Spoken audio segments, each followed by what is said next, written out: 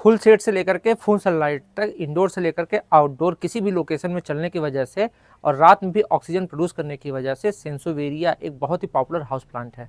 सेंसोवेरिया ड्रेसिना family का एक succulent plant है जिसकी 70 से अधिक वेराइटीज़ हैं, जिनमें से कुछ वेराइटीज़ मैं आपको इस वीडियो में दिखा रहा हूँ।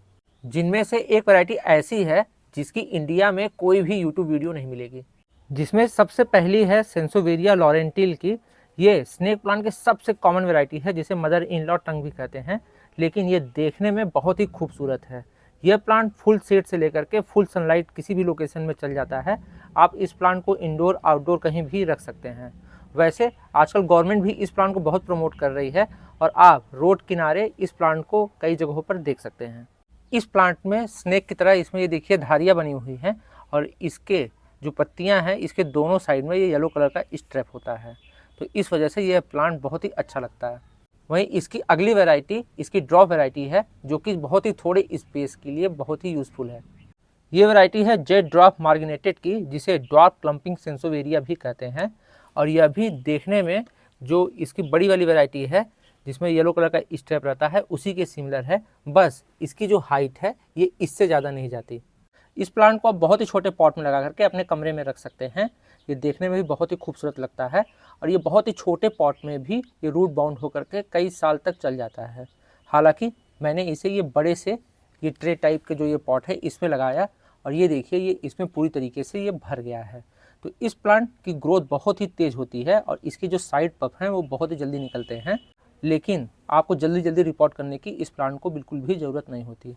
वहीं इसकी हाइट ये आप ये देख रहे हैं इससे ज़्यादा बड़ी नहीं होती है।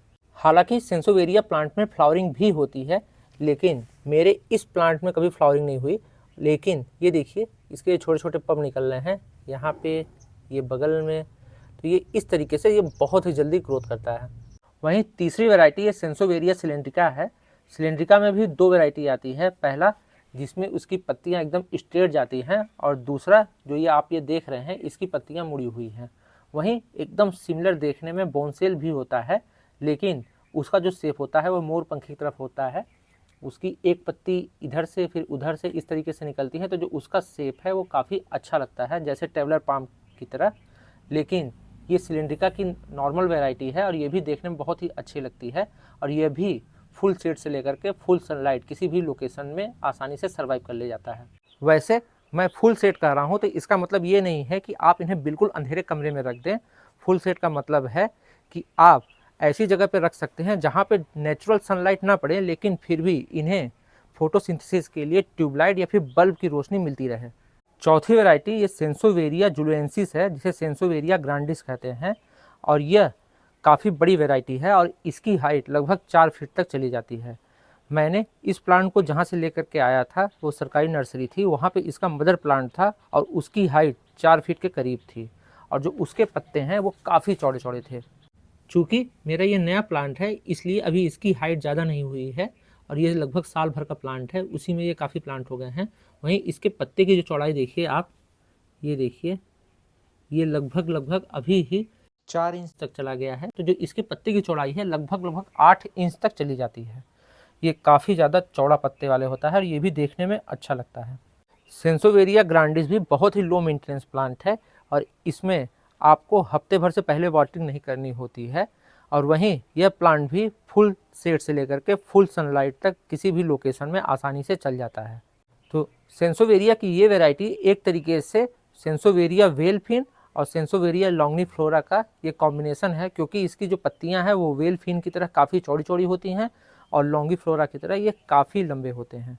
वैसे अगर आप सेंसोवेरिया को प्रोपोगेट कर रहे हैं तो एक बात का आप हमेशा ध्यान रखें कि जो आप सेंसोवेरिया का प्लांट है हमेशा जो नए नए इसके पब बनते हैं यानी कि जो नए प्लांट बनते हैं उन्हें रूट से अलग करके ही प्रोपोगेट करें। अगर आप उसके पत्तियों से प्लांट को प्रोपोगेट करेंगे तो कुछ ऐसा रिजल्ट मिलेगा।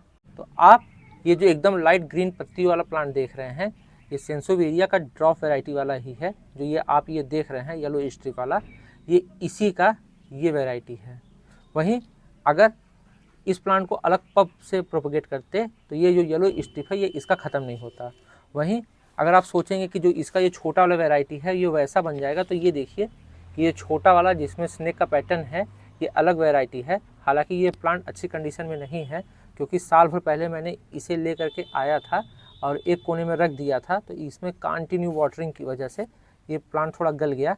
लेकिन अब मैं इस प्लांट को देख लिया हूँ, तो अब इसे अच्छी लोकेशन पे रखूँगा तो ये भी ग्रो कर जाएगा। तो ये सेंसोवेरिया का बर्ड नेस्ट वैरायटी है जिसे हनी कहते हैं, और इसमें आप ये देख रहे हैं पैटर्न है।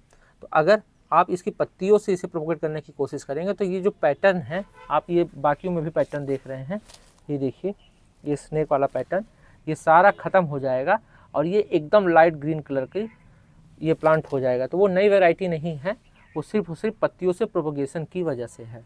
वहीं जो ये लंबा वाला है, इसमें भी ये जो आप धारियाँ देख रहे हैं, अगर आप प्रोपोगेट करेंगे तो ये दोनों धारियाँ गायब हो जाएंगी, यानी कि ये येलो स्ट्रिप और ये जो ग्रीन कलर की धारियाँ हैं ये दोनों, और एकदम ये प्लांट जो है लाइट कलर का हो जाएगा। वहीं इस प्लांट की बेसिक केयर की बात कर लें तो अगर आप इन प्लांट को डायरेक्ट सनलाइट में लगाने वाले हैं तब तो आपको किसी चीज़ के बारे में सोचने की ज़रूरत ही नहीं है, क्योंकि डायरेक्ट सनलाइट में यह प्लांट ओवर वाटरिंग भी बर्दाश्त कर ले जाता है। मेरे मैक्सिमम प्लांट खुले में रखे हुए हैं और इनमें अक्सर ओवर वाटरिंग हो जाती है, तब भी इन प्लांट को कुछ नहीं होता। लेकिन जैसे जैसे आप इन प्लांट को शेड में लेते जाएंगे तो वैसे ही इनकी जो सॉइल है वो वेल ड्रेन होनी बहुत ही ज़रूरी है। तो ऐसे में अगर आप एकदम अंधेरे में रख रहे हैं जहाँ पे सिर्फ ट्यूबलाइट की लाइट पड़ने वाली है, तो इनमें आप जो कैक्टस या सकुलेंट का जो सॉइल मिक्सचर बनाते हैं वैसा लगाएं, वरना जनरली जहाँ पे हल्की फुल्की रोशनी आती है आप मिट्टी में बालू और खाद मिला करके नॉर्मली लगा सकते हैं। ये ऐसी मिट्टी में भी बहुत ही अच्छे तरीके से चलता है। वहीं वाटरिंग की बात की जाए तो मिट्टी पूरी तरीके से सूख जाए तभी इसमें पानी दीजिए। तो अगर इंडोर में लगा है तो हफ्ते या 2 हफ्ते में एक बार, और ठंडियों में महीने में एक बार इसमें वाटरिंग सफिशिएंट होती है। तो आज का वीडियो बस इतना ही। मैं जल्दी ही आपको सेंसोवेरिया की और भी कई सारी वेराइटीज़ को दिखाऊंगा। वहीं मैं अगले हफ्ते उस जगह पे दोबारा जा रहा हूँ जहाँ पर मैंने ये सेंसोवेरिया ग्रांडिस लिया था, तो वहाँ पे इसका मदर प्लांट है, मैं उसको भी आपके साथ शेयर करूँगा। तो आज के वीडियो बस इतना ही। जल्दी मिलते हैं नए प्लांट के वीडियो के साथ में, तब तक के लिए बाय बाय।